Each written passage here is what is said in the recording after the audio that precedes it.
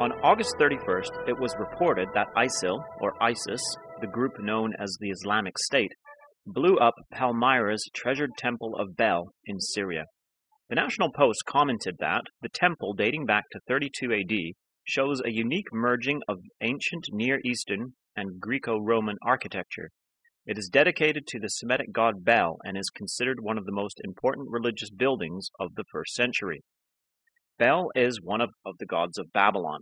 Daniel, the Hebrew prophet, had his name changed by the king of Babylon to Shazar. Belshazzar was ruling in Babylon when the Persians conquered the city. Jeremiah the prophet declares, "Declare ye among the nations, and publish, and set up a standard. Publish and conceal not. Say, Babylon is taken, Bel is confounded, Merodach is broken in pieces. Her idols are confounded, her images are broken in pieces." This is what ISIL has done, confounded Bel and broken his temple in pieces. Babylon was destroyed long ago, yet there is a way in which the spirit of Babylon lives on. The temple was built in 32 AD, when the Roman Empire was ruling, yet the architecture is Greco-Roman. This is because before the Romans came, Syria was the heartland of the Greek Seleucid kingdom, one of the four fragments of the massive Greek empire forged by Alexander the Great. This also demonstrates that the gods of Babylon lived on in the Roman Empire. So not only did the Roman Empire assume Greek culture, it also absorbed Babylonian. This is in sync with how the book of the prophet Daniel describes the kingdom of men. When the Persians conquered Babylon, Daniel 5 verse 31 states, "And Darius the Median took the kingdom, being about 62 years old. Darius took the kingdom." So Darius took the Babylonian kingdom, which was the kingdom of men. In the prophecy of Daniel chapter 8, the kingdom of men is depicted as a ram and a he-goat. The interpretation of the prophecy is given starting in verse 20. "The ram which thou sawest having 2 horns are the kings of Media and Persia, and the rough goat is the king of Grecia, and the great horn that is between his eyes is the first king. Now that being broken, whereas 4 stood up for it, 4 kingdoms shall stand up out of the nation, but not in his power." The ram is Persia, the goat Grecia. The great horn is the first king, Alexander the Great. Alexander was broken and his kingdom divided into 4. One of these was the Greek Seleucid kingdom based in Syria. It is described in Daniel chapter 11 as the king of the north, due to its situation north of the land of Israel.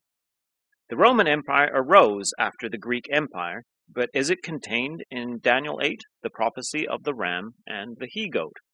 After the great horn of the goat, equating with the first king Alexander the Great, is broken, and the 4 horns arise, there is another little horn, which arises from one of the horns of the goat. Daniel 8, verse 9. "And out of one of them came a little horn, which waxed exceeding great, toward the south, and toward the east, and toward the pleasant land. This little horn," we go on to read, "breaks down the sanctuary, and causes the daily sacrifice in the temple to cease. This little horn is clearly an enemy of the Jewish people and their worship." The interpretation of the prophecy continues in verse 23.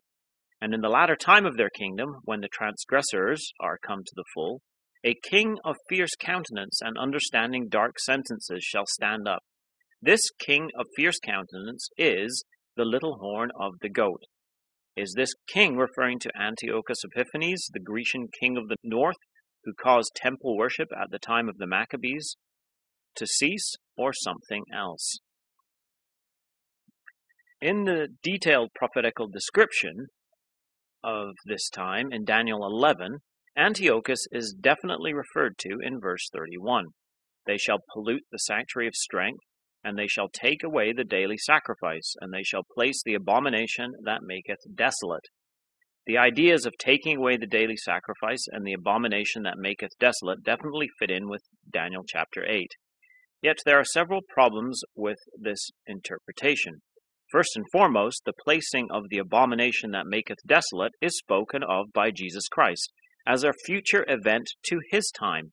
Antiochus was well before the time of Christ. Jesus living under Roman rule. Jesus places this event after the destruction of the temple by the Romans, and therefore also after the taking away of the daily sacrifice in the Olivet prophecy, Matthew 23, verse 15, where Jesus answers his disciples' question as to when the temple would be destroyed and the stones thrown down, Matthew 23, verses 2 and 3. This fits in with Daniel 11, verse 36, where the prophecy says that the king shall prosper till the indignation be accomplished. The indignation is not accomplished so long as the sanctuary and people are trodden underfoot, Daniel 8, verse 13. We now live in the time of the end, in the last end of the indignation, Daniel 8, verses 17, 19, and 11, verse 40.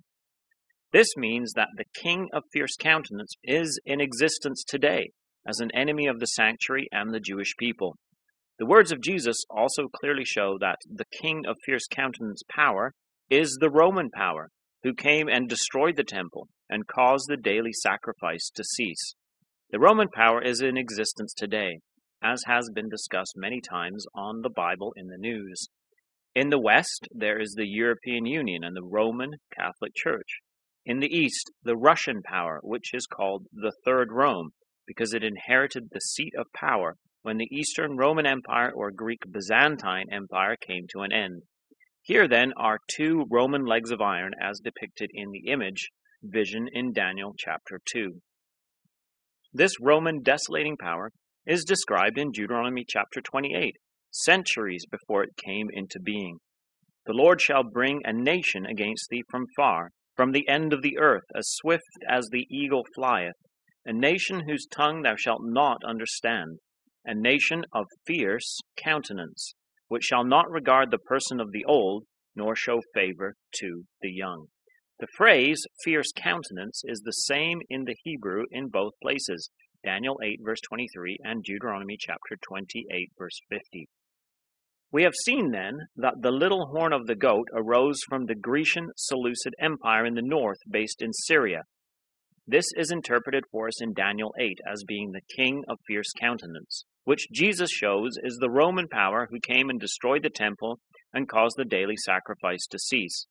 The little horn of the goat is Greco-Roman power, with roots in Babylonian culture, just like the temple of Bel in Syria that ISIS has just destroyed. This power is to prosper till the indignation be accomplished. As Syria is the original heartland of the Greco-Roman little horn power on the Grecian goat, events in Syria today are of great interest to students of Bible prophecy. In Syria today, we see a total breakdown of order and into complete anarchy. None of the warring groups have the power to establish law and order in the country, while the ferocious fanaticism on all sides does not lead to nation building. Syria has been a traditional ally of Russia for decades and has a naval facility and base at Tartus in Syria. How far Russia would go to keep this port and its influence in Syria, time will tell. At the end of June, the National Post reported that Putin calls on Middle East nations to unite behind Assad to fight against evil in Syria. Interestingly, this week on August 31st, the Israel news site Ynet reported under the headline, Russian Jets in Syrian Skies, that Russia has begun its military intervention in Syria, deploying an aerial contingent to a permanent Syrian base in order to launch attacks against ISIS and Islamic rebels. U.S. stays silent. Russian fighter pilots are expected to begin arriving in Syria in the coming days and will fly their Russian Air Force fighter jets and attack helicopters against ISIS and rebel-aligned targets within the failing state. According to Western diplomats, a Russian expeditionary force has already arrived in Syria and set up camp in an Assad-controlled airbase.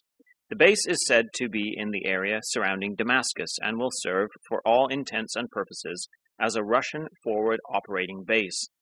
In the coming weeks, thousands of Russian military personnel are set to touch down in Syria, including advisors, instructors, logistics personnel, technical personnel, members of the Aerial Protection Division, and the pilots who will operate the aircraft. Apparently, Russia does not want to give up its naval base in Syria. A bold move into Syria by the Russians to fight ISIS will be greeted with silence by the West, who can hardly object when they too are taking potshots at ISIS from the air. More importantly, a bold move into Syria by the Russians would place Russia firmly upon the heartland of the little horn of the Grecian goat. This little horn power is to be broken without hand, Daniel 8 verse 25. Just as the image of the kingdom of men seen by Nebuchadnezzar in his dream was broken by a stone cut out of the mountains without hands. These powers will be broken in an extraordinary manner by divine intervention.